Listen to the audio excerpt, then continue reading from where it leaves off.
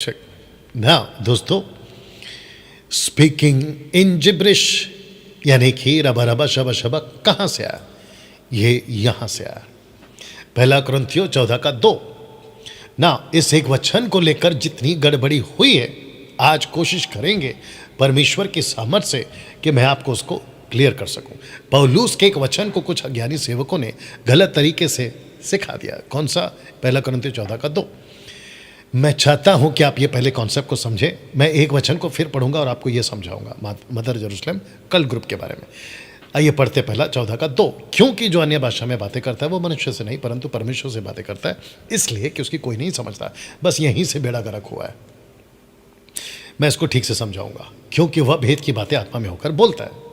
यह बिल्कुल ऐसा ही है जैसे मदर जेरूशलेम वालों ने गलतियों 4:26 पढ़ लिया, और जिसके चलते हुआ क्या कि ऊपर की यरूशलेम स्वतंत्र है और वो हमारी माता है। इसको इतना पढ़ा और इनको लगा कि ऊपर एक माता है। ना इसका सर पकड़ा ना इसका पैर पकड़ा, मतलब कहते हैं ना कि कॉन्टेक्स्ट में इसको नहीं पढ़ा, ऐसे ही पढ़ा कच्चा और उसको ले लिया। तो जिसके चलते दोस्तों ताज्जुब है कि एक बहुत बड़ा group, cult group, mother Jerusalem type वाला, ये घुस गया मसीह की देह में। आपको ताज्जुब होगा कि अच्छे से अच्छे जो बाइबल के पढ़ने वाले पुराने वसी लोग तक धोखा खा गए इस एक वचन से, गलतियों 4:26। वैसे ही अच्छा खासा चल रहा था मसीह का देह। कुछ 200-300 साल पहले विलियम सीमोर आए और 14 को उठाए और ऐसा कुछ सिखाए कि इसलिए क्योंकि जो बोलता है वो नहीं समझता, क्योंकि वो भेद की बातें आत्मा में होकर बोलता है, इसलिए बोलते जाओ। बताइए, आशा करता हूं कि आप ये बात को समझे।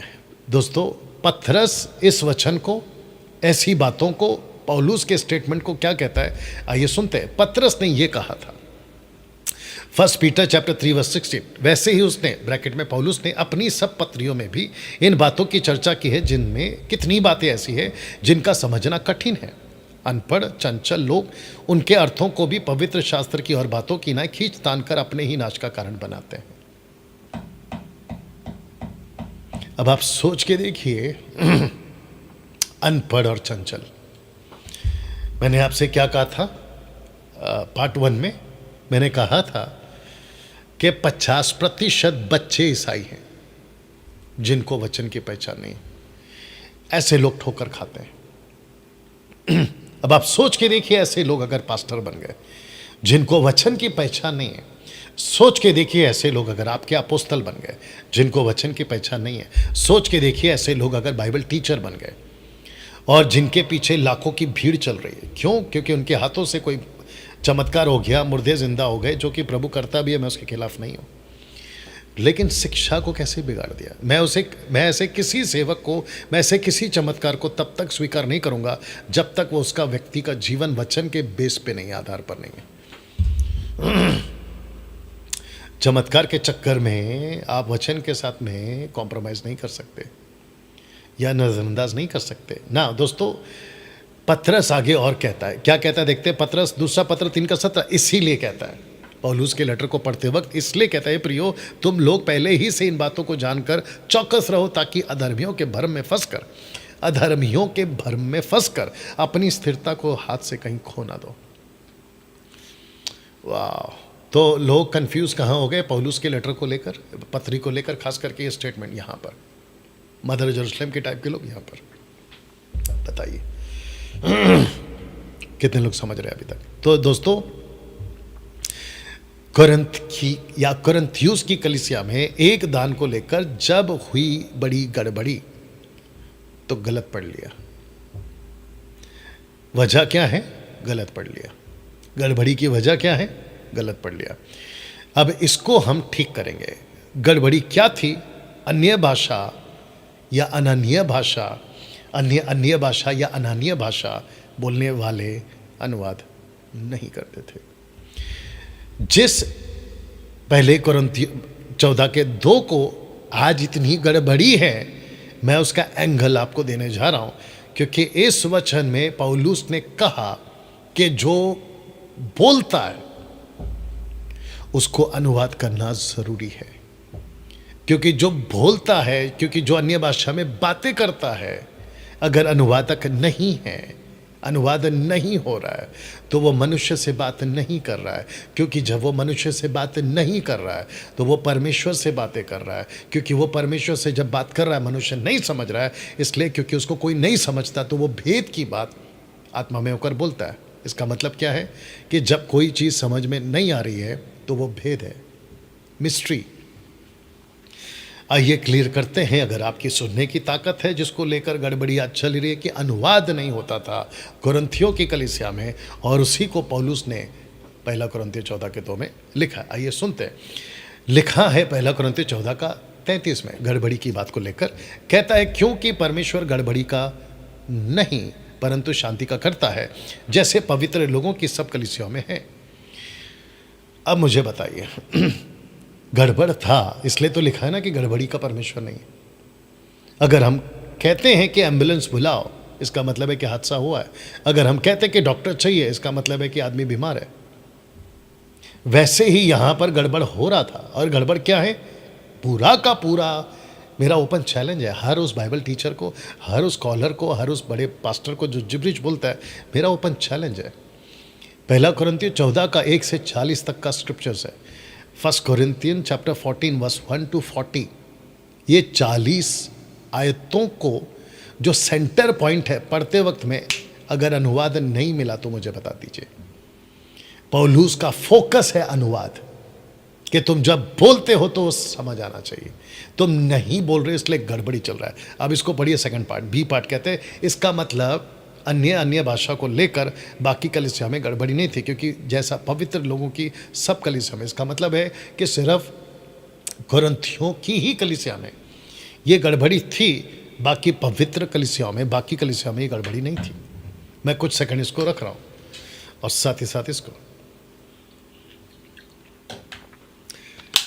बाकी कलीसिया में क्या होता था दोस्तों? लिखा है, बोलने वाला भी समझता था, सुनने वाला भी समझता था। डैनियल भाई, क्या पौलुस बाकी कलीसियाओं को गड़बड़ी का जिक्र नहीं करता? आइए सुनते हैं। रोमियो की पत्री पौलुस ने लिखी, कुरिन्थियों की पत्री पौलुस ने लिखी। आप ये देख लीजिए, 1 2 3 4 5, यानी कि उसने टोटल 13 लेटर्स लिखे हैं। इन 13 लेटर में वो किसी को नहीं डांटता, किसी को नहीं कहता, सिर्फ कुरिन्थियों की कलीसिया को कहता है अन्य भाषा को लेकर। बाकी किसी कलीसिया में गड़बड़ी नहीं थी। देख लीजिए, नहीं थी। मेरा ओपन चैलेंज है एक भी पास्टर बाइबल टीचर को, रोमन से लेकर कुरिन्थियों की कलीसिया को छोड़कर, और ये दूसरा कुरिन्थी की पत्री को भी छोड़ दो मतलब रोमन से लेकर दूसरा कुरिन्थियों, गलतियों, नीचे फिलोमोन तक में आपको एक भी जगह पे अन्य भाषा, अनन्य भाषा का जिक्र नहीं मिलेगा। या लेकिन कुरिन्थियों क्यों? इसके ऊपर भी मैं वीडियो बना चुका हूँ, क्योंकि कुरिन्थ जो है ना, वो ग्रीस का कैपिटल है। यहाँ पे कारोबार बहुत होता था, क्योंकि पोर्ट था यहाँ पे। पोर्ट समझते जहाँ पे पानी का जहाज आता है, डॉक। तो यहाँ पे अविश्वासी बहुत आते थे, अन्य जाति बहुत आते थे। और यहाँ पर तो ये अन्य जाति की ही कलीसिया को हम बार बार पढ़ते हैं, अन्य जाति की कलीसिया है ये, ठीक है ना। तो यहाँ लैंग्वेज की ज़रूरत थी, लेकिन जब दान मिलता था तो सब एक साथ बोलते थे, आगे रखूँगा। और दिक्कत क्या थी कि अनुवाद कोई नहीं करता था ना। इसको पढ़िए, क्या सच में कुरिन्थियों की कलीसिया में अनुवाद की ही गड़बड़ी थी? आइए देखते हैं जल्दी से। पहला कुरिन्थियों 12 का 10, फिर किसी को सामर्थ के काम करने की शक्ति, और किसी को भविष्यवाणी की, और किसी को आत्माओं की परख। अब इसको पढ़िए, किसी को अनेक प्रकार की भाषा, और किसी को भाषाओं का अर्थ बताना। इसका मतलब है कि ये अन्य भाषा का दान और भाषा का अर्थ बताने का दान, ये दो पंख हैं, ये दोनों साथ में पैरेलल हैं, ये दोनों साथ में चलते हैं। अगर कोई कहता है, बहुत ध्यान से सुनना, अगर ताकत है तो सुनना, तकलीफ हो रही है तो लीव अगर कोई पास्टर कहता है कि मेरे पास में दान है, किसका? अन्य भाषा का, तो ये ज़रूरी है कि चर्च, हालांकि रबा शबा को मैं अन्य भाषा नहीं मानता और ना ही मैं वो बोल रहा हूँ, मैं बात कर रहा हूँ पृथ्वी की भाषा। अगर कोई कहता है कि मेरे पास में अन्य भाषा का दान है, तो इंटरप्रेट वहाँ होना ज़रूरी। रखूँगा, आगे क्लियर हो जाएगा। तो दोस्तों, पवित्र आत्मा जब कलीसिया को ये दान दिया था, तो साथ में अनुवाद का भी दान दिया था। ये पोस्टर देखिएगा, difference between Babel and Pentecost event, आप ये देख लीजिएगा। मैं चाहता हूं कि आपको ये समझाऊं कि जब बाबेल का टाइम था तो भाषा उतरी, लेकिन समझ किसी को नहीं आई, और ना ही प्रभु चाहता था कि समझे। लेकिन जब पेंटिकॉस्ट का दिन आया तो परमेश्वर चाहता था कि भाषा उतरे लेकिन सबको समझ आए। ये है डिफरेंस। आजकल क्या हो रहा है, कलीसिया फिर से बाबेल में जा रही है, वही पुराने वाले लाइफ में। बोले हम बोलेंगे लेकिन किसी को नहीं समझ में आएगा। इसी को कहते हैं शैतान की कार्य या ताकत। एनीवे, एक जगह नहीं समझा, एक जगह समझा। देख लीजिएगा, कोरिन्थियोस की कलीसिया में पवित्र आत्मा दोनों दान दिए थे। पवित्र आत्मा ने दोनों दान दिए थे कोरिन्थियों की कलीसिया में, बोलने वाला दान, समझने वाला दान। लेकिन आपको पता है कि आजकल क्या चल रहा है, कलीसिया बोलते जाती है रबा रबा शबा शबा, और वचन कहाँ से उठाती है? पौलुस की बातों से। मैं समझता हूँ कि जैसे यीशु ने कहा कि दोष तुम पर लगाने वाला एक नबी आएगा, यानी कि मूसा, यीशु ने साफ बोला। मैं समझता हूँ कि अन्य जातियों को दोष लगाने के लिए कोरिन्थियों की कलीसिया को खास करके पौलुस जरूर आएगा, बोलेगा क्या सिखाया था तुमने, क्या सिखा दिया। लेकिन कोरिन्थ की कलीसिया अन्य भाषा बोलती थी बिना अनुवाद के, जो कि मैं भी क्लियर करूंगा। Are you ready for this? आइए सुनते हैं। पहला कोरिन्थियों 14:5, ये पौलुस का स्टेटमेंट है पूरे कोरिन्थियों की कलीसिया के लिए, खास करके अनुवाद के कॉन्टेक्स्ट में, ठीक है ना। आइए सुनते हैं। कहता है कि मैं चाहता हूं कि तुम सब अन्य भाषाओं में बातें करो, प्लूरल, अन्य भाषाओं, प्लूरल, नॉट रबा रबा, ग्लोसा, बातें करो, परंतु अधिकतर ये चाहता हूं कि भविष्यवाणी करो, क्योंकि यदि अन्य भाषा बोलने वाला, ग्लोसा, कलीसिया की उन्नति के अनुवाद ना करे, उन्नति के लिए अनुवाद ना करे, भविष्यवाणी करने वाला उससे बढ़कर हुआ। कलीसिया की उन्नति के लिए अनुवाद। और ये लोग क्या सिखाते हैं? अन्य भाषा बोलने से उन्नति होती है। यहाँ पे क्या लिखा है? अनुवाद करने से उन्नति होती है। बताइए। और पढ़ते हैं वचन 6, इसलिए हे भाइयों, यदि मैं यानी कि पौलुस तुम्हारे पास आकर अन्य भाषा में बातें करूं और प्रकाश या ज्ञान या भविष्यवाणी या उपदेश की बातें तुमसे ना कहूं, तो मुझसे तुम्हें क्या लाभ? ये पूरा क्या बताना चाह रहा है? कहना चाह रहा है कि तुम अगर बात करते हो, कलीसिया को उससे कुछ नहीं मिल रहा है, तो तुम्हारा बोलना का मतलब क्या हो गया? याद रखो, पौलुस है ये। तो जितने हैं कैरिस्मेटिक ग्रुप के लोग हैं, सेवक हैं, मैं आपसे पूछना चाहता हूँ, आप जब रबा रबा शबा शबा करते हो तो प्रकाश की बातें कहाँ हैं? आपको पूछ रहा हूँ, ओपन चैलेंज, निकाल के बताना। ज्ञान की बातें कहाँ हैं उसमें? भविष्यवाणी की बातें, उपदेश की बातें कहाँ हैं? लाभ की बातें कहाँ हैं? नहीं है।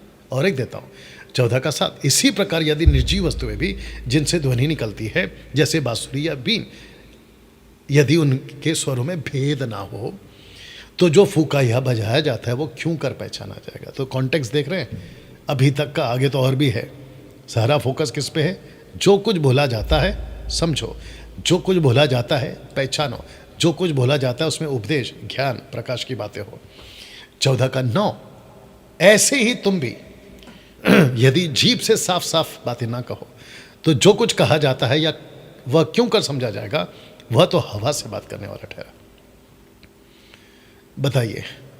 तो हर रविवार कैरिस्मेटिक वालों, तुम लोग क्या करते हो? ऐसी हरकत, हवा से बात करते हो। और दे रहा हूं, पहला कोरिन्थियों 14:10 है ये, नॉट 9 को निकाल देना, 10 को पकड़ना।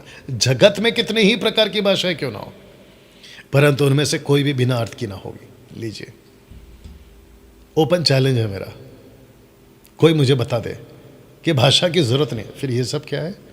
और दे रहा हूं, गहरा पढ़िए। इसलिए यदि किसी भाषा का अर्थ ना समझूं तो बोलने वाले की दृष्टि में परदेसी ठहरूंगा, और बोलने वाला मेरी दृष्टि में परदेसी। इंग्लिश में इसका ट्रांसलेशन है बार्बियन।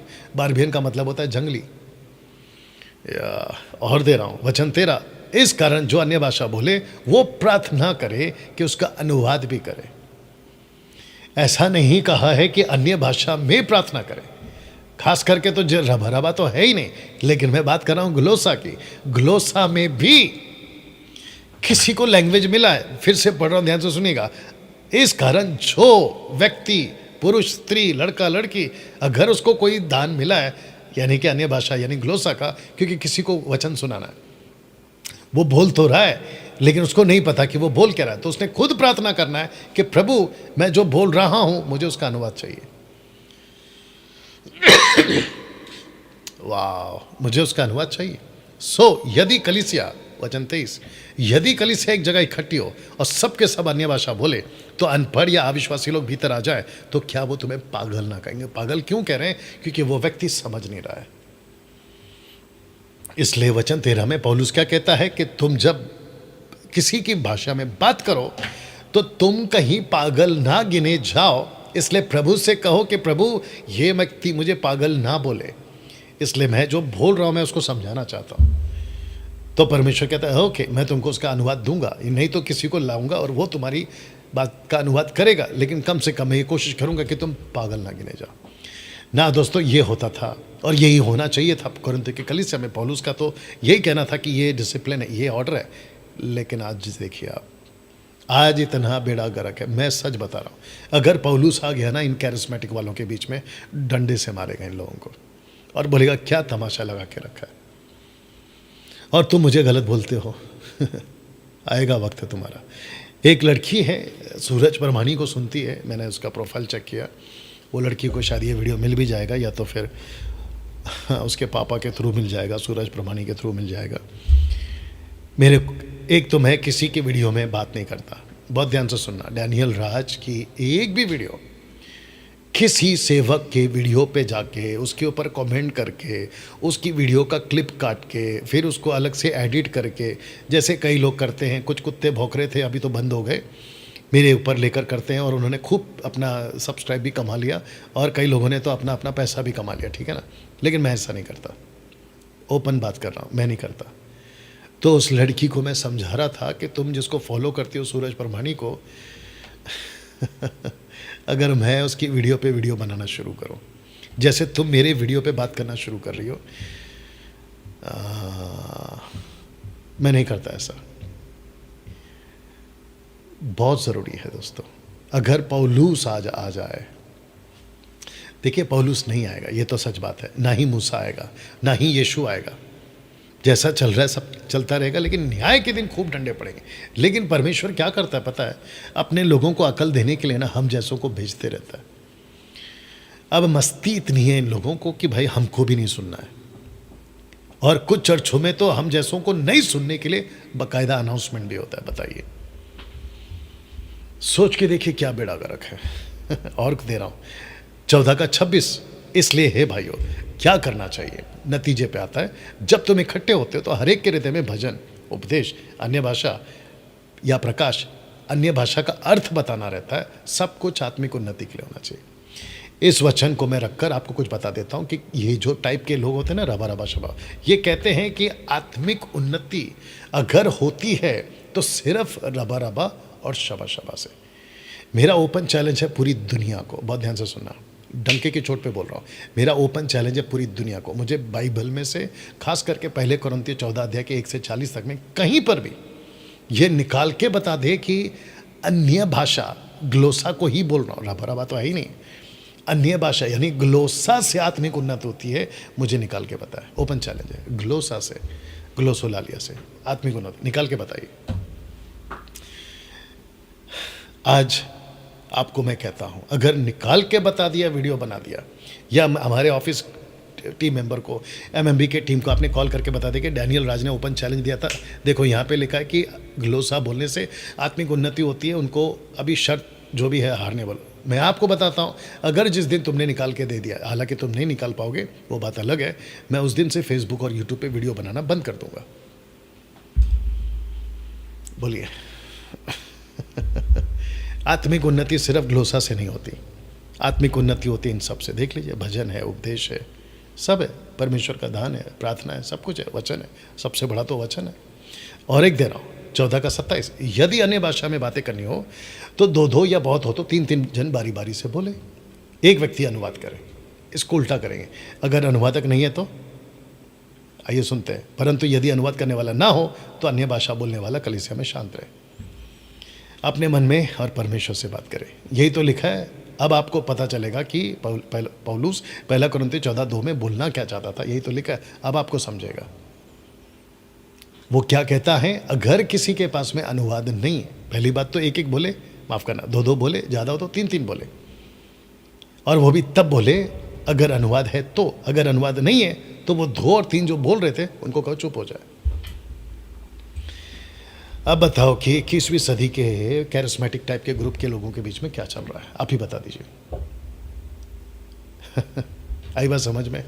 और ये मुझे क्या कहते हैं, ये पागल। अच्छा, ये कहते हैं तुमको नहीं पता कि ये क्या चीज़ है। अरे भाई, हमको नहीं चाहिए तुम्हारा, इसके बाहर हमको कुछ नहीं चाहिए, बाइबल के बाहर हमको कुछ नहीं चाहिए। तो दोस्तों, अब आपको पता चला कि पौलुस के इस स्टेटमेंट को पतरस कहता है कि चंचल और अनपढ़ लोग गलत तरीके से लिए और नाश का कारण बना। और आप देखिए कितने लोग इसी वचन को लेकर नाश का कारण बन गए।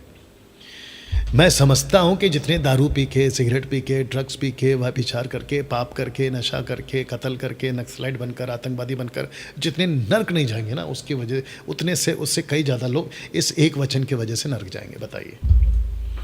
मैंने वो लड़की को भी यही बोला, सूरज परमानी को जो फॉलो करती, मैंने भी उसको यही बोला।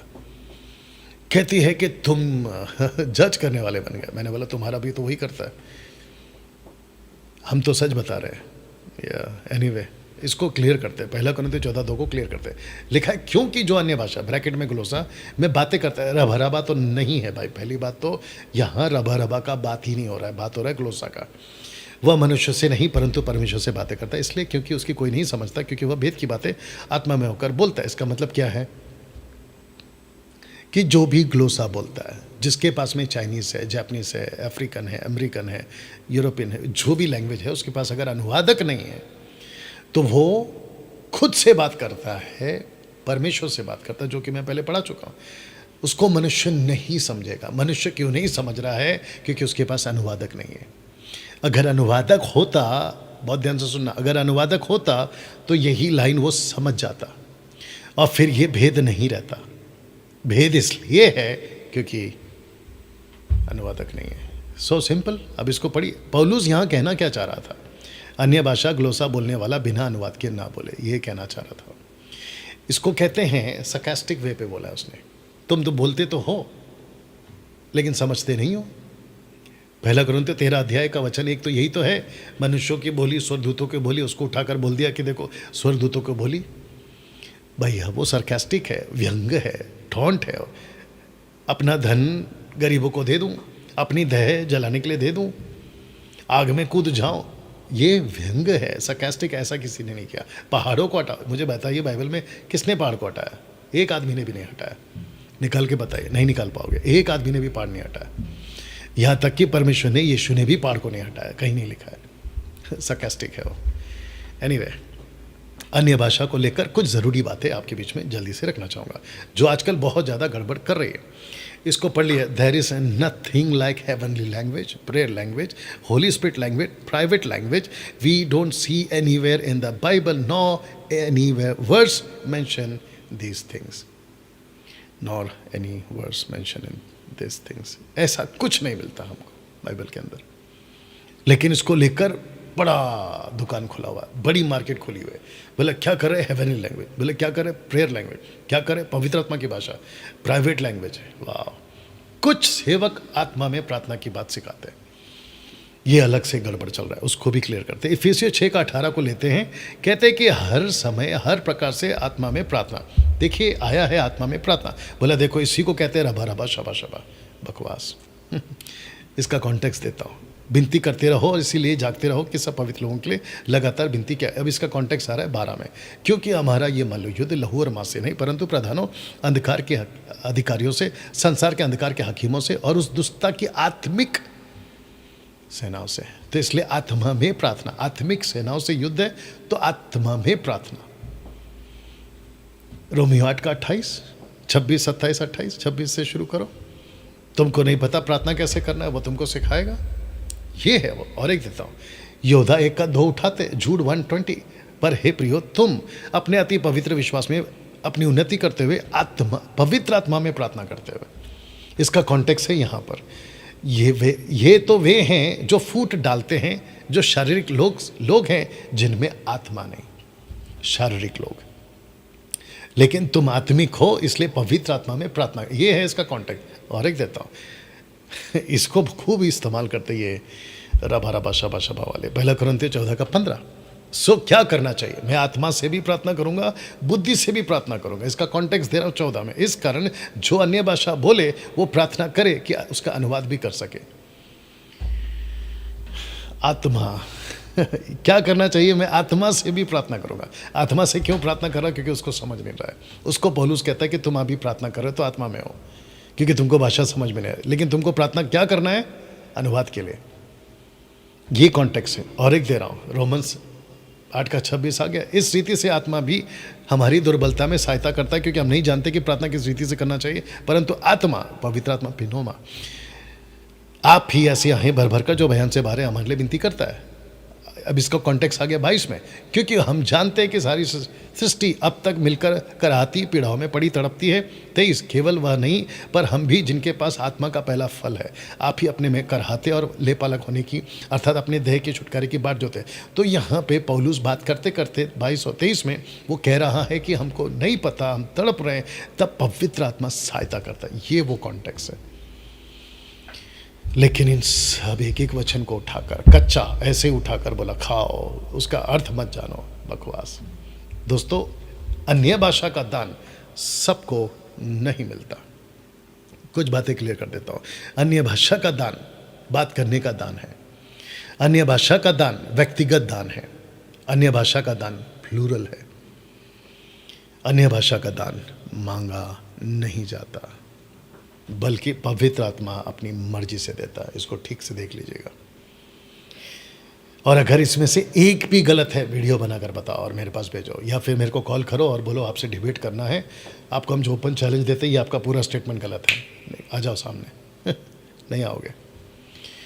फिर से पढ़ दे रहा हूं कि अन्य भाषा का दान सबको नहीं मिलता। बाइबल बिल्कुल साफ कहती है, सबको नहीं मिलता। अन्य भाषा का दान बात करने का दान है, ना कि प्रार्थना का। कहीं पर भी नहीं लिखा है कि अन्य भाषा के दान से, यानी कि ग्लोसा से तुम बात करो, प्रार्थना करो। ये बात करने का दान है, रखूंगा। अन्य भाषा का दान व्यक्तिगत दान है। एक व्यक्तिगत व्यक्ति को, ये क्या कहते हैं, ग्रुप वाइज नहीं है, या फिर है ना। अन्य भाषा का दान प्लूरल है, मतलब एक नहीं है, कई प्रकार की भाषा है, कई प्रकार की भाषा है। अन्य भाषा का दान मांगा नहीं जाता। जैसे कि प्रैक्टिस कराते, मांगो मांगो मांगो। बड़ा गुस्सा आता है जब मैं इन लोगों की वीडियो देखता ना, बड़ा दिमाग खराब होता है। मैं बोला क्या तमाशा बना दिया प्रभु का। एनीवे, 6वां, अन्य भाषा का दान का मकसद केवल सुसमाचार को फैलाना है। रख रहा हूं Acts 1:8, Acts 8:1 देख लीजिएगा। Acts 1:8, Acts 8:1 कंप्लीट हुआ है। और फिर पृथ्वी के छोर तक इथोपियन का जो खोजा था ना, उस वक्त के हिसाब से पृथ्वी का जो एज था, लास्ट, ये वो कोना था। सुसमाचार वहां तक पहुंचा। मैं आपको बताता हूं क्यों। क्योंकि लिखा है, परंतु जब पवित्र आत्मा तुम पर आएगा तब तुम सामर्थ पाओगे, यरूशलेम और समरिया सारे पृथ्वी के छोर तक तुम मेरे गवाह होगे। और 8:1 में ये कंप्लीट हो गया, देख लीजिए आप। और 8:27 में पृथ्वी के कोने तक पहुंच गया। मरकुस 16:15 समझाता हूं, क्योंकि ये यीशु का स्टेटमेंट है। कॉन्टेक्स्ट चल रहा है Acts 1:8 के हिसाब से, ठीक है ना। लिखा है कि उसने उससे कहा, तुम सारे जगत में जाकर सारी सृष्टि के लोगों को सुसमाचार प्रचार करो। मकसद है समाचार प्रचार करना, यानी कि सुसमाचार। जो विश्वास करे, बपतिस्मा ले, उसी का उद्धार होगा, परंतु जो विश्वास ना करेगा वो दोषी ठहराया जाएगा। अब इसको सुनिए। जो विश्वास करने वाले होंगे उनमें ये चिन्ह होंगे कि वे मेरे नाम से दुष्ट आत्मा निकालेंगे। तो फर्स्ट कैटेगरी में है दुष्ट आत्मा, बाहर वालों के लिए, अविश्वासियों के लिए। दूसरा, नई नई भाषा बोलेंगे, प्लूरल है, नई नई भाषा, एक वचन नहीं है। This is not singular, it's a plural gift. सांपों को उठा लेंगे, नाशक वस्तु भी पी जाए तो भी उनको कुछ हानि ना होगी, बीमारों पर हाथ रखेंगे और वो चंगे हो जाएंगे। इस तरीके से फर्स्ट सेंचुरी के अपोस्टल्स चले और ये कंप्लीट हुआ। मैं उसको भी क्लियर करता हूं। वचन 20 को पढ़िए। उन्होंने निकलकर हर जगह प्रचार किया। प्रभु उनके साथ काम करता रहा, उन चिन्हों के द्वारा जो साथ साथ होते थे, वचन को दृढ़ करते रहे। तो इसका मतलब है वचन को दृढ़ कौन करता था? चिन्ह। चिन्ह क्या है? जो साथ साथ होते थे, जिसका वो प्रचार करते थे, चिन्ह साथ साथ होते थे, चिन्ह था ये। दुष्ट आत्मा को निकालना, चिन्ह। नई नई भाषा बोलना, चिन्ह। सांपों को उठा लेना, चिन्ह। और ये साथ साथ होते थे, क्यों? क्योंकि परमेश्वर उनके साथ में काम करता था। मकसद क्या था? सुसमाचार प्रचार करना। देख लीजिए ऊपर। अब बताइए, और एक दे रहा हूँ, Acts 1:8 का ही कॉन्टेक्स्ट दे रहा हूँ। 1 कुरिन्थियों 14:22। इसलिए अन्य भाषा अनन्य भाषा या अनन्य भाषा विश्वासियों के लिए नहीं है, परंतु अविश्वासियों के लिए चिन्ह है। भविष्यवाणी अविश्वासियों के लिए नहीं, परंतु विश्वासियों के लिए चिन्ह है। तो गिफ्ट ऑफ साइन, माफ करना, gift of tongues, it's a sign for unbeliever, not for believer. आजकल के लोग क्या सिखा रहे हैं? जब तक तुम अन्य भाषा रबा रबा नहीं बोलोगे, तुम्हारे पास पवित्र आत्मा नहीं है। अब मुझे बताओ, जो मेरी ये वीडियो देख रहा है, और खास करके वो लोग जो मुझे पसंद नहीं करते, खास करके इस टॉपिक के ऊपर, अपना मुंह कहाँ जाके छुपाओगे? और मैं वापस कहता हूं कि अगर तुमने ये वीडियो देखा और तुमको लगा कि यस मैं डैनियल राज को टक्कर दे सकता, तो आओ, और मैं चाहता हूं कि तुम आओ, क्योंकि एक तुम्हारी वजह से ना पूरी कलीसिया बिगड़ रही है ना। दोस्तों, मैं चाहता हूं कि ये जो पोस्टर है आपको मैं समझाऊं। लिखा है one time event, final for ever. इस पोस्टर में या इस चित्र में आपको बहुत कुछ दिखाई देगा। सबसे पहले आदम, अदन का बगीचा, यहाँ नूह का जहाज, टैबरनैकल और जीसस का क्रूसिफिकेशन या रिजरेक्शन भी डाल सकते हैं। मैं आपसे पूछना चाहता हूं कि ये रिपीटेड था या वन टाइम था? ऑफ कोर्स ये वन टाइम था, नॉट रिपीटेड, ठीक है ना। आदम और उसके साथ जो कुछ हुआ वन टाइम इवेंट, नूह one time event, tabernacle one time event, Jesus आए क्रूस पे मरे वन टाइम इवेंट। वैसे ही पेंटिकोस के दिन जो पवित्र आत्मा उतरा, one time and final event था ये।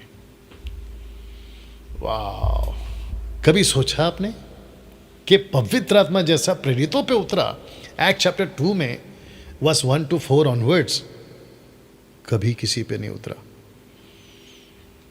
आवाजें, जोर से हवा, आग की मानी जीभ, पवित्र आत्मा आग के रूप में, जीभ के रूप में, ऐसा कहीं नहीं हुआ। This is the final. आइए पढ़ते हैं एक्ट्स 1:5। ये यीशु का स्टेटमेंट है, क्योंकि यूहन्ना तो पानी में बपतिस्मा दिया है या दिया था, परंतु थोड़े दिनों के बाद तुम पवित्र आत्मा से बपतिस्मा पाओगे। तुम पवित्र आत्मा से दान पाओगे। जब ये हुआ तो ये लास्ट एंड फाइनल इवेंट था। जैसे आदम का फाइनल है, नूह का लास्ट एंड फाइनल है, टैबरनैकल फाइनल है, जीसस का crucifixion resurrection was the first and final event, वैसे ही पवित्र आत्मा का पृथ्वी पर आना, that was the first and final. इसका मतलब क्या डैनियल भाई बोलना क्या चाहते हैं? पवित्र आत्मा उस दिन पृथ्वी पे आ चुके थे, अब वो फिर से बार बार नीचे नहीं आएंगे। वो आ चुके हैं और वो अभी तक पृथ्वी पर है जब तक कलीसिया उठा ली नहीं जाती। यही तो कहते हैं ना प्रकाशित वाक्य में, आत्मा और दुल्हन दोनों मिलकर कहती है आ। इसका मतलब कलीसिया कौन है? दुल्हन। आत्मा कौन है? पवित्र आत्मा। दोनों मिलकर पृथ्वी पर है, और जिस दिन कलीसिया जाएगी तो पवित्र आत्मा साथ जाएगा, और जिस दिन पवित्र आत्मा जाएगा उस दिन कलीसिया साथ में जाएगी, क्योंकि दोनों साथ में है। बताइए, इसलिए तो यीशु ने कहा ना कि मैं जा रहा हूं और मुझ जैसा एक सहायक भेजूंगा। ये क्या बताता है? यही तो बताता है। वाह ना दोस्तों, ये जो वचन है, मैं आपको, कुछ लोगों की गलत फहमी है। मुझे एक दो लोगों का कॉल भी आया था, कहते हैं कि ये वाला पहला पढ़वा देता हूँ, मत्ती 3:11। मैं तो पानी से तुम्हें मन फिराव का बपतिस्मा देता हूँ, ध्यान से सुना, परंतु जो मेरे बाद आने वाला है वो मुझसे शक्तिशाली है, मैं उसकी जूती उठाने के योग्य नहीं। किसकी? यीशु की। वह तुम्हें पवित्र आत्मा और आग से बपतिस्मा देगा। एक्ट्स 1:5 रिपीट यीशु करते हैं, क्योंकि यूहन्ना ने तो पानी में बपतिस्मा दिया, परंतु थोड़े दिनों के बाद तुम पवित्र आत्मा से बपतिस्मा पाओगे। यहां पर आग नहीं है, लेकिन यहां पर आग है। तो महाराष्ट्र से एक आदमी था, उसका नाम भूल गया हूँ, वीडियो बनाता है चुटू पुटू टाइप का। उसने मुझे कॉल किया था, उसने पूछा, हालांकि उसको जरा भी क्या कहते हैं ना, धीरज नहीं था, बेकाबू खुले सांड की तरह बेलगाम घोड़ा, ऐसे लोग हैं मार्केट में, कुछ नहीं कर सकते। मैंने उसको समझाया कि भाई ये जो आग है ना, ये अलग है, रख दे रहा हूँ चित्र, आग का बपतिस्मा अलग है, पवित्र आत्मा का बपतिस्मा अलग है। इसलिए जीसस ने यहाँ पे आग का जिक्र नहीं किया है। आप इसको फिर से पढ़ लीजिए, क्योंकि यूहन्ना ने तो पानी में बपतिस्मा दिया है, परंतु थोड़े दिनों के बाद तुम पवित्र आत्मा में या पवित्र आत्मा से बपतिस्मा पाओगे। आग नहीं है यहाँ पे, आप देख लीजिएगा। लेकिन जब जॉन इसी स्टेटमेंट को कोट करता है तो यहाँ पे यीशु नहीं है, अभी यीशु यहाँ पे नहीं है, यीशु यहाँ पर है। और ये स्टेटमेंट यीशु का नहीं है, ये जॉन का स्टेटमेंट है, यीशु का स्टेटमेंट इधर है। तो जॉन ने क्या कहा, और ये बाइबल की ऐसी बातें होती है, मूसा को ले लो, पौलुस को ले लो, ये लोग ऐसी ही बात करते हैं। ये लोग कट में बात करते हैं, शॉर्ट में बात करते हैं, कंप्लीट बात नहीं करते। आगे किया होगा तो लिखा नहीं है, ये बात अलग है। तो इसने शॉर्ट में या कट में बोला कि जो मेरे बाद आने वाला है वो तुमको 2 टाइप का बपतिस्मा देगा, एक पवित्र आत्मा का बपतिस्मा, दूसरा नरक का बपतिस्मा, आग का बपतिस्मा। डैनियल भाई, इसका कॉन्टेक्स्ट कहाँ है? इसके ठीक ऊपर एक वचन, अब कुल्हाड़ा या कुल्हाड़ी पेड़ की जड़ पे रखा है, पेड़ की जड़ पे रखा है, जो फल नहीं देता आग में डाला जाएगा। कौन सा आग? आपको बताता चलूं कि पवित्र आत्मा ने कभी किसी के ऊपर आग नहीं उतारा, किसी पे आग नहीं उतारा। बाइबल पढ़ लीजिए आप। जीभ जीभ टंग टंग, वो टंग था, वो जबान थी, लेकिन आग नहीं उतारा, जबान उतारा। और जबान का काम क्या है? बात करना। एनीवे, इसके ऊपर भी वीडियो बना चुका हूं। इसलिए आग का बपतिस्मा को पवित्र आत्मा का बपतिस्मा मत बोलो। आप जानते हैं कि आजकल बहुत कॉन्सेप्ट चल रहा है, let the fire come, let the fire come, अग्नि आ रही है, अग्नि आ रही है। बकवास, इसको ठीक से पढ़ा करो पहले। ये आग का बपतिस्मा वो नहीं है जो तुम समझ रहे हो। ये आग का बपतिस्मा नरक का बपतिस्मा है। इसलिए मैंने साफ लिखा है, दोनों अलग अलग है। इसलिए जितने अपोस्तल बड़े बड़े जो है ना, सो कॉल्ड कहते हैं लेट द फायर कम, बोलना बंद करो। और ये जितने विश्वासी है ना, कहते कि हम पर आग आए, आग आए। मत करो ऐसा मत करो ऐसा। पहली बात तो जो सिस्टम में नहीं है मत मांगा करो, जो चीज़ में लिस्ट में नहीं है मत मांगा करो। इसलिए एजुकेट होना बहुत ज़रूरी है ना। होली स्पिरिट का मकसद सुसमाचार को फैलाना, जाति जाति की भाषा में। आप देख लीजिए चित्र। आइए पढ़ते हैं जल्दी से, कुछ बातों को रखूंगा, उसके बाद फिनिश करूंगा। मेरे साथ बने रहिए। लूका 24:49, देखो जिसकी प्रतिज्ञा मेरे पिता ने की है मैं उसको तुम पर उतारूंगा। कौन? पवित्र आत्मा। मैं तुमको ऊपर उतार। अब एक ऐसा सच जो कईयों को हजम नहीं होगा, पवित्र आत्मा को मत कहो उतरा, और ना ही कोई स्वागत का गीत गाओ। पता है क्यों? क्योंकि यीशु ने जब कहा मैं उसको तुम पर उतारूंगा, यानी यीशु उतारेगा, और यीशु उतार चुका है। इसलिए मैंने कहा कि this is the final and last event, जो कि आ चुका था पेंतेकोस्त के दिन। उसके बाद वापस आपको इस प्रकार का कोई गीत नहीं गाना है और ना ही पवित्र आत्मा का स्वागत करना है। वाह डैनियल भाई, अगर हम स्वागत का गीत गाते हैं तो उसमें दिक्कत क्या है? मूर्खता होगी। फिर आपकी औकात है पवित्र आत्मा का स्वागत करने की? हमारी औकात है? सोच के देखिए आप, हम होते कौन है उसको स्वागत करने वाले? और हम कैसे कह दें? अभी देखिए बीच में चेन्नई वाला एक आदमी है, नाम नहीं लूँगा, बेंगलोर, चेन्नई, पंजाब, अमेरिका, अफ्रीका, ये, और आपको याद भी होगा ना सफ़ेद कोट वाला। हाँ, ये ऐसा कोट घुमाते हैं, 1-2 दिन कहते कि अभी तुम्हारे ऊपर पवित्र है। वाह बेटा, बाप का राज है कहते हैं कि मैं 1 2 3 काउंट करूंगा और तुम्हारे ऊपर पवित्र आत्मा आएगा। मैं अपने हाथ को तुम्हारे ऊपर घुमाऊंगा, तुम्हारे ऊपर पवित्र आत्मा आएगा। वाह बेटा। अब क्योंकि ये टॉपिक निकला है तो कुछ याद आ गया मुझे। साथ ही साथ ये भी बोलूँगा कि कुछ लोग कहते हैं कि डैनियल राज, आप ना तो पवित्र आत्मा का स्वाद चखे हैं, ना अन्य भाषा यानी कि रबा का स्वाद चखे हैं, ना तो आपको इसका कोई एक्सपीरियंस मिला है, इसलिए आप ऐसी बात कर रहे हैं। बेटा, मैंने फेसबुक पे पूछा भी था, मुझे जानते कितने हो तुम लोग? मुझे जानते कितने हो तुम लोग? ये जितने भी आजकल जो तमाशा चल रहा है ना, तड़क भड़क नीचे टपक टुपक वाला, इनके बीच में उठा बैठा हूँ। तो किसी ने मेरी बहुत पुरानी वीडियो जहाँ पे मैं खुद ऐसे हाथ किया तो हज़ारों के लोग, आसपास में लोग नीचे गिर गए। तो कहता है देखो डैनियल राज करता भी है और कहता भी। अब उस पागल को ये नहीं पता कि वो वीडियो मेरी कम से कम 10-12 साल पुरानी है, क्योंकि मैं ये सब कर चुका हूँ और मैं ये सब करता था उन दिनों में। कहते हैं ना, जैसे पौलुस जब शौल था उसको नहीं पता था कि मैं क्या कर रहा हूँ। परमेश्वर की रोशनी पड़ी, उसकी आँख खुली और तब पता चला कि खतना गलत है, सेक्रीफाइस गलत है, ये गलत है, वो गलत है। पौलुस के बारे में तो लोग कहते थे कि तो मूसा की व्यवस्था के विरोध सिखाता है, जो कि वो सिखाता था। दूसरे शब्द में पौलुस ने बिल्कुल साफ कहा हमारा जो उद्धार है बाय फेथ है, नॉट बाय डीड्स।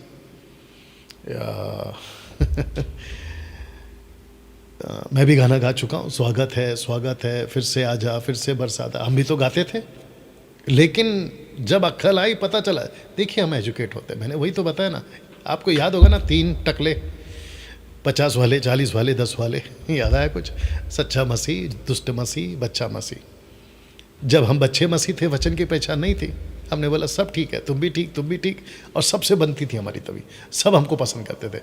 लेकिन जैसे ही पौलुस कहते ना, जिस दिन से मैंने सच बोलना शुरू किया, तुम तो, जब तुम्हारे साथ अच्छा था तुम तो आंखें निकाल के दे दे, अब जब सच बोल रहा था तुम तो समझ गए ना। हाँ। मैं वर्शिपरों से कहना चाहता हूँ, जितने भी गीत गाते हैं और खास करके जितने गाना बनाते हैं, मैं उन सबको कहना चाहता हूँ, ऐसा कोई गीत मत बनाओ जो बाइबल के वचन को कॉन्ट्रडिक्ट करता है, विरोध करता है। तुमको अकल होनी चाहिए, क्या गाते हो, क्या बोलते हो, क्या लिखते हो।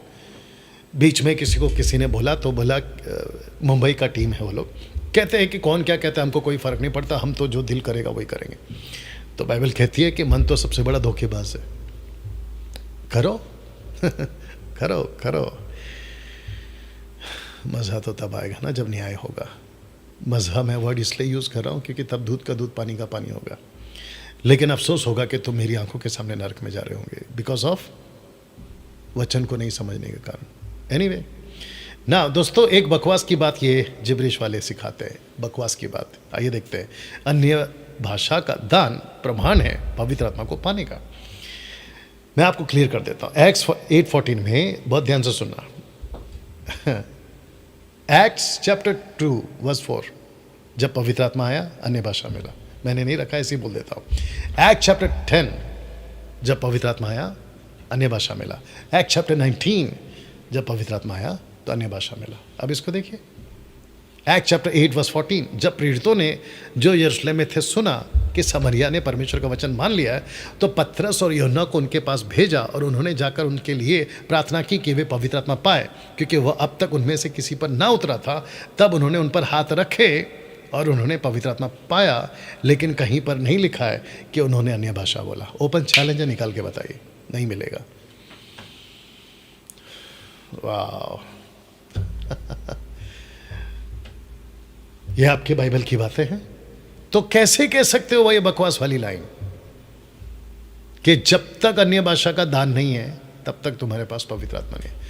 मेरे पास में और एक है, लगे हाथ दे दूं। एक्ट चैप्टर 2 वर्स 4 में पहले दान आया कि पवित्र आत्मा? पहले पवित्र आत्मा आया, दान कब आया? बाद में।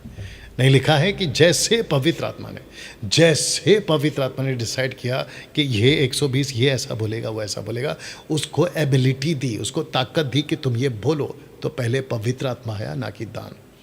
तो ये बकवास की टीचिंग देना अपने लोगों को बंद करिए, और मैं पूरी ताकत लगा दूंगा मसीह के दया में ये बात का अवेयरनेस लाने में। याद रखिएगा। ओके नाउ दोस्तों, मैं इस बात से अंत करने जा रहा हूँ। Are you ready for this? अंत में कुछ बातें हैं। आज आपने बहुत सारी बातें सुनी, और सबसे बड़ा खुलासा क्या हुआ अन्य भाषा को लेकर कि कुरिन्थियों की कलीसिया में जो गड़बड़ी थी वो ये गड़बड़ी थी कि वो बोलते तो थे ग्लोसा, नॉट जिब्रिश, लेकिन बिना अनुवाद के। ओके, उसी को मैंने क्लियर किया। लेकिन उसी को उठाकर आजकल लोगों ने क्या किया, कहते हैं कि देखो जैसे वहाँ नहीं समझते थे इसलिए हम भी रबा रबा बोलेंगे, हमको समझने की ज़रूरत नहीं, जो कि वो लोग पूरी तरह से गलत है। आज मैंने आपको क्लियर कर दिया। तो ऐसे लोगों से पूछो सवाल, पास्टर से, कौन सा अन्य भाषा आप हमको सिखा रहे हैं? पूछो सवाल। पवित्र आत्मा का अन्य भाषा समझ आता है, लेकिन रबा रबा, शबा शबा आप हमको क्यों सिखा रहे हो जो समझ नहीं आता? पूछो सवाल, क्यों नहीं समझता अन्य भाषा शैतान को, जबकि वो स्वर्ग में था? क्योंकि आपको पता है ये लोग कहते हैं कि लूसीफर को रबा रबा शबा शबा पवित्र आत्मा की भाषा, इनके हिसाब से, मेरे हिसाब से तो बकवास है, इनके हिसाब से कहते हैं कि जब हम ये रबा रबा शबा शबा बोलते हैं तो लूसीफर को समझ में नहीं आता, इसलिए हम उसके ऊपर अटैक करते हैं। पागल लूसीफर, जो कि अभी इबलीस शैतान है, वो वहीं तो था। कैसे कह सकते हैं? और वो भी कई हज़ारों करोड़ों सालों से, हालांकि हमारे पास में कोई स्पेसिफिक डेट नहीं है। कैसे बोल सकते हो? पूछो सवाल, क्या रबा रबा शबा शबा की भाषा में पवित्र आत्मा ऐसी बात करेगा? रबा रबा शबा शबा रबा रबा शबा शबा, कैसे बात करेगा? पागल है ये। वाह। पूछो सवाल, क्यों परमेश्वर ने रबा रबा शबा शबा की बात खुलकर नहीं की पूरे बाइबल में स्पष्ट रीति से? अगर अन्य भाषा ये वाला रबा रबा शबा शबा तुम्हारे हिसाब से, कैरिस्मेटिक ग्रुप वालों के हिसाब से, अगर ये इतना ही इंपॉर्टेंट है तो बाकी जगह पे क्यों नहीं बोला? क्यों ऐसा कहा सिर्फ कुरिन्थियों की कलीसिया में, और वो भी पहली पत्री में, और वो भी एक ही चैप्टर में, और वो भी एक ही वचन 14:2? कोई लॉजिक? कोई लॉजिक नहीं, कोई सेंस? कोई सेंस नहीं, इसलिए ये नॉनसेंस है। पूछो सवाल, क्यों परमेश्वर रबा रबा शबा शबा का दान तड़पा तड़पा कर देता है?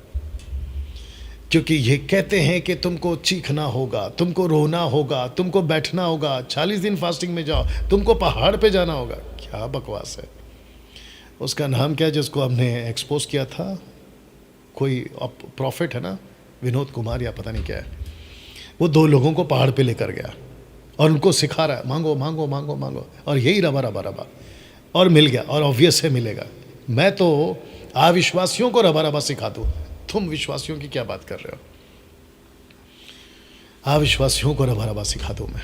उनको मैं लाऊं, अनिल सुनील टाइप के लोगों को लाऊं, एक बंद कमरे में बिठाऊं, जबकि वो अविश्वासी है, ठीक है ना, उनका ईश्वर कोई और है, और मैं उनको बोलूं आंख बंद करो और तुम बोलो अभी मैं जो बोल रहा हूं पक्का बोलेंगे। कैसे? जाके देखो यूट्यूब के ऊपर, कुंडलिनी, लाइट लैंग्वेज, यही तो चल रहा है। तुम क्या बात करते हो रबा रबा की? और कैसे तुम्हारी मूर्खता है कि तुमने रबा रबा को पवित्र आत्मा की भाषा से जोड़ दिया। वाह, शर्म आनी चाहिए तुम लोगों को, कैसे हरकत कर देते हो। सोच के देखिए, तुम मुझे गलत बोलते हो ना, मैं तो वेट कर रहा हूं कि जिस दिन न्याय होगा। ये लोग क्या कहते हैं, इतने सारे लोग क्या गलत हैं, मजा आएगा फिर।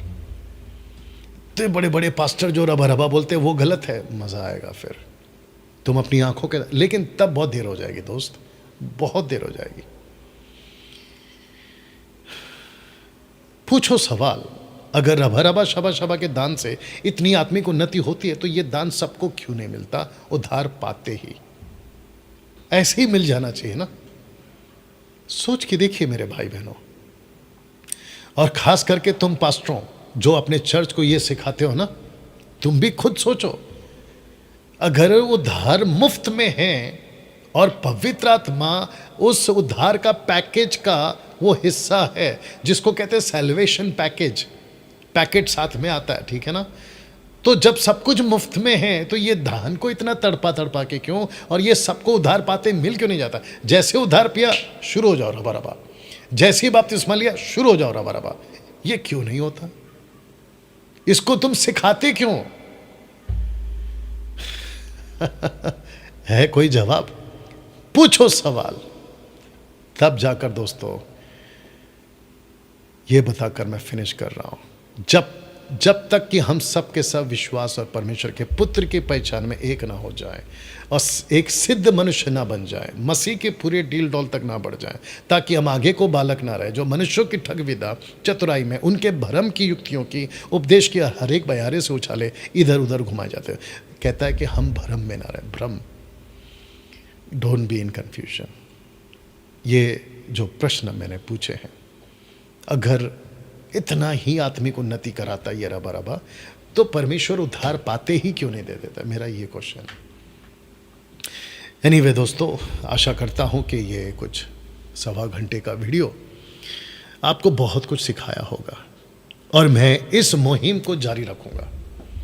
ऐसा भी हो सकता है कि मैं एक दिन लाइव आऊँ ये प्रश्नों के साथ, और मैं पूछूं लोगों से कि भाई जब ये इतना इंपॉर्टेंट है तो ये मुफ्त में मिल। मैं चाहता हूँ तुम भी खुद पूछो प्रभु से, अभी जो भी कोई मुझे देख रहा होगा ना, देख रही होगी, मैं अब चाहता हूँ आप भी पूछिए ना, प्रभु जी अगर इस दान से इतनी आत्मिक उन्नति होती जैसे ये लोग सिखाते कैरिस्मेटिक वाले, तो फिर आप हमको इतना तड़पा तड़पा के क्यों देते हो? ये देखिए, इतना तड़पा तड़पा के क्यों देते हो? खुद पूछिए।